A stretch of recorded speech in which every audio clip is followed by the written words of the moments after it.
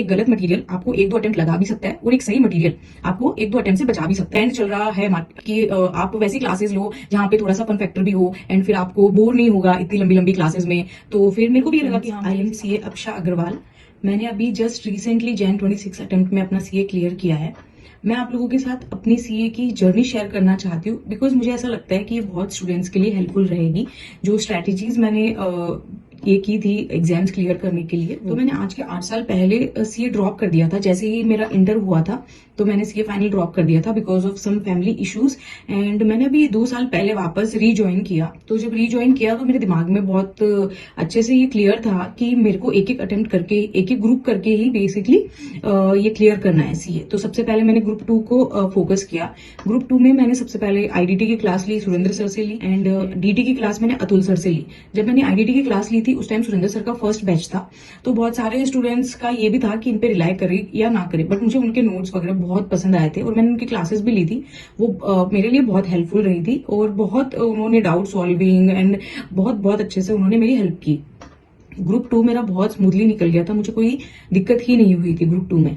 And उसके बाद मैंने ग्रुप 1 की जब क्लासेस वगैरह स्टार्ट करने का टाइम आया तो मैं जहाँ लाइब्रेरी में पढ़ती थी वहां पे मैंने अपने जो भी फ्रेंड्स वगैरह थे उनसे पूछा कि मुझे कौन से टीचर्स की क्लास लेनी चाहिए, क्या है क्या नहीं है। तो एक ट्रेंड चल रहा है कि आप वैसी क्लासेस लो जहाँ पे थोड़ा सा फन फैक्टर भी हो एंड फिर आपको बोर नहीं होगा इतनी लंबी लंबी क्लासेस में। कितने नंबर ऑफ आवर्स के हैं बस उसी हिसाब से देख लिया कि मेरे को क्लास लेते टाइम बोर नहीं होना चाहिए।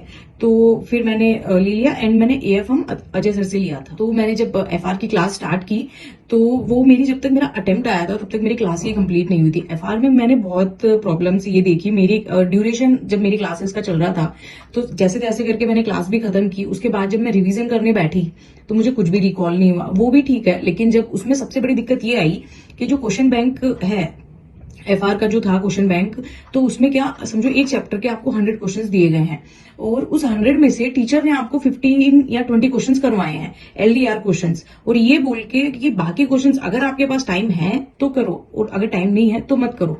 तो वो मेरे को ऐसा लगा कि अगर वो क्वेश्चंस जब करने ही नहीं है तो उनको उस क्वेश्चन बैंक में इंक्लूड ही क्यों किया, बिकॉज एक चैप्टर में 100 क्वेश्चंस बहुत ज्यादा होते हैं।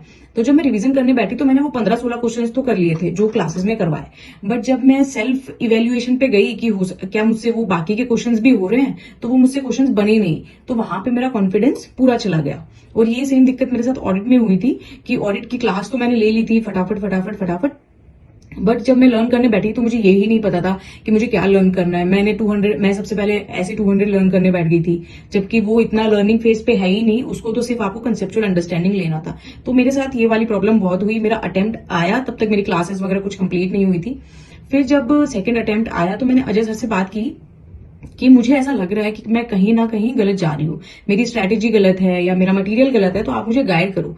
तो उन्होंने मुझे गाइड किया। उन्होंने बोला कि आप ऐसा मटेरियल लो कि जो एटलीस्ट 1.5 डे में कवर हो पाए और आपको एक स्ट्रक्चर्ड वे में मिले कि चलो ठीक है आपको एक पर्टिकुलर चैप्टर में 20 या 25 क्वेश्चन ही करने हैं। वो माइंडसेट के साथ आप फिर अच्छा पढ़ पाओगे। तो मैंने वही किया। फिर मैंने अजय सर की क्लास ली एफआर की, और मैंने सचिन सर की बुक्स मंगवाई ऑडिट की। सचिन सर की तो मैंने क्लास भी नहीं ली थी। सचिन सर का सिर्फ और सिर्फ मैंने रिवीजन लेक्चर्स देख के ही ऑडिट क्लियर किया है, बिकॉज उनके रिवीजन लेक्चर में ही बहुत कंसेप्चुअल क्लियरिटी है।